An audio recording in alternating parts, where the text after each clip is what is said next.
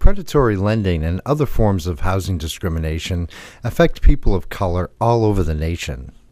Springfield No One Leaves is an activist group that uses collective power, protests, and other nonviolent tactics to defend those in danger of losing their homes with the ultimate aim of building community ownership of housing and land.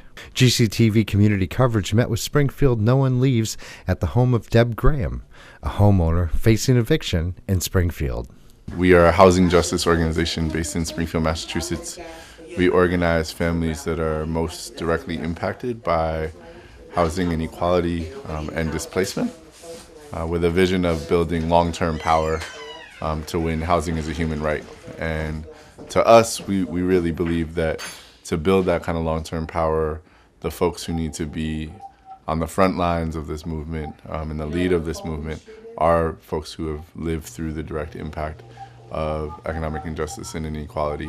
It's interesting, I think Western Massachusetts has this kind of reputation as a liberal bastion, but I think that often actually covers up and ignores and makes it easy to ignore real deep, long-standing racial inequality, economic inequality, and injustice in the area. And so, when we look at particular areas in Springfield and in Holyoke that are some of the poorest areas in the entire country, and 10 minutes away you have some of the wealthiest areas in the entire country, and those break down starkly along lines of not just class but along race and along education and attainment. I think it's impossible to say that we live in an area that is free from racial and economic injustice or gender injustice, or all forms of other oppression that our society is still perpetuating and thriving off of, right? That we have to understand that the system that we live in relies on that exploitation. And so when we talk about long-term transformational change, we're talking about really upending that system and building something new. I had bought my first home with my GI Bill, and when I sold that, I wanted a better home. So I found this home. I watched them build this home. I was here every day watching them put board by board, and I was able to pick everything out in this house. So this house, you're not defined by your home, but your home shows your style and who you are. And so that's why this home is so special to me. It's where we have all of our family gatherings, whether it be a death, a celebration of life, a birthday, whatever. This is where we are. There really weren't any issues at all. My mortgages were always paid on time until I got injured on my job. And once I got injured, going through workers' comp and, supporting documentation that had to be given to them, and then ending up having to have not one but two surgeries, at which workers' comp wanted to deny the second surgery, and then got turned down by short-term disability. But in the meantime, if you've ever been through this, you have to go through all of your accrued vacation time, your sick time through your employer, and you end up with no money. My first surgery took place March 2013. By the time I got my first workers' comp disability check, it was October. So in that time, my 401 was gone. My savings account completely gone. Checking completely depleted. I had no other income, and it got to the point where it was so my financial situation was in such dire straits. I had to do something I thought I would never do, and that was I had to apply for public assistance. You don't know what that did to me. Having a good job, being a nurse, you don't think it could happen to you. You really don't. You grow up, I've had a job since I was 14 years old. You pay your taxes. You try to do the right thing, raise your kids right. You're patriotic. You believe in God. You try to do everything that you were taught to do as an American citizen, okay? And then you turn around and you find yourself in a position where it's completely out of your control. You're embarrassed. You don't feel like you have anywhere to turn. I felt so alone.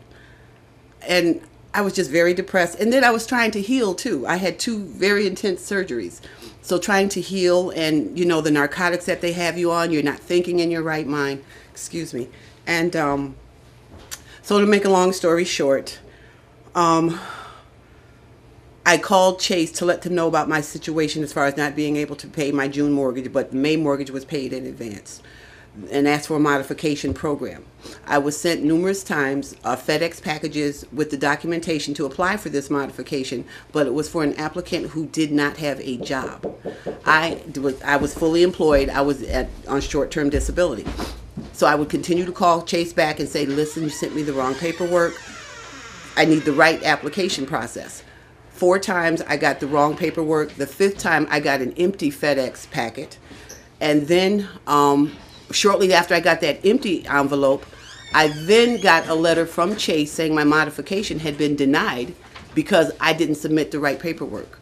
Well, I found that a little strange because I had never submitted any paperwork because I had never gotten the correct documentation in order to successfully apply. So then shortly thereafter, trying to call them to say, okay, if I could work out some type of repayment plan. One gentleman I talked to, and I believe it was in either the Texas or the New York office. I'm not sure because you got a different person every time you talk to someone. You never got the same account manager.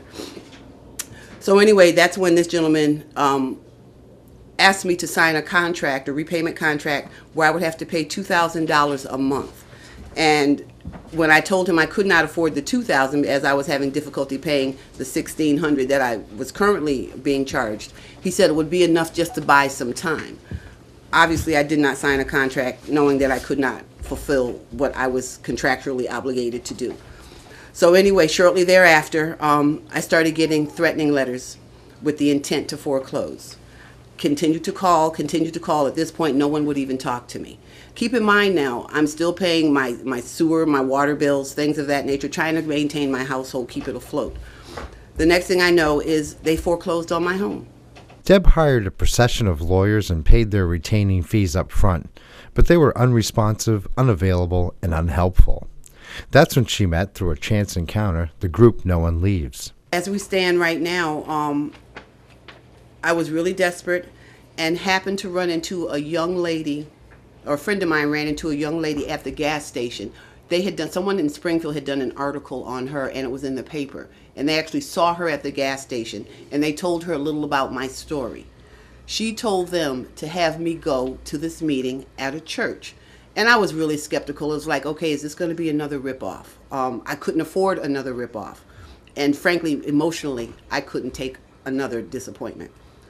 But God is good, because I went to that meeting. I stepped out truly on faith.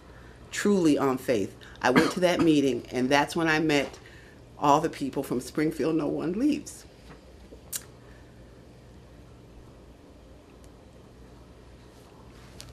Excuse me. For the first time in a long time, I could hold my head up because I wasn't alone. The camaraderie, the support, the love that I got from Springfield No One Leaves organization, it was almost like family. I mean, they embraced me. They gave me hope because I was almost at the end.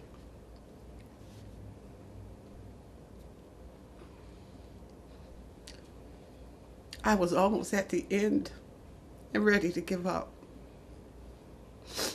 You feel like a failure. I'm the one in the family everybody comes to. And if I couldn't make it, what would my family think, you know? So anyway, I began working with Springfield No One Leaves, and I've got hope again. And I'm going to fight. I'm not going to give up. I don't know if working with them, because all of a sudden now I've become an activist, you know, and I've met so many people who are much worse off than I am, people who don't have a good job, you know. I don't know if now this is God's way of putting this into my life. He's put this in my life for a reason. And now it's not just to help me. I know I can help somebody else. I just want people to know you're not alone. You are so not alone. There's so many of us out here that are struggling with this. And it's ironic because with this being Martin Luther King Day, just talking about the inequalities and the discriminations and the predatory lending practices that these banks are using on all of us. For those of you who don't have any issues as far as your home is concerned, or you've never been involved in any type of racial inequality or sexual discrimination or elder discrimination or discrimination of any sort, all I can say is God bless you, and I wouldn't wish that on my worst enemy. But what everybody needs to understand is that as long as one of us suffers an injustice, whether we are gay, whether we are lesbians, whether we are gender nonconforming individuals, we're all Americans. We are all children of God. And if I suffer, everybody out there suffers, whether it's directly or indirectly. I mean, just take a look at your neighborhoods. How many houses have you seen now with for sale signs? How many abandoned properties? Look at the interest rates at the bank. Because of all the bad lending practices and the bad loans, that's just going to drive the interest rates up on everybody else. It's the same with hospital care. If someone doesn't pay their bill, someone else is going to pay for it. So what people need to understand is nobody walking the face of this earth will be free as long as one person is having or suffering or struggling through any type of injustice. Not one. Springfield No One Leaves can be reached on Facebook, through their website at springfieldnooneleaves.org, or by calling 413-342-1804.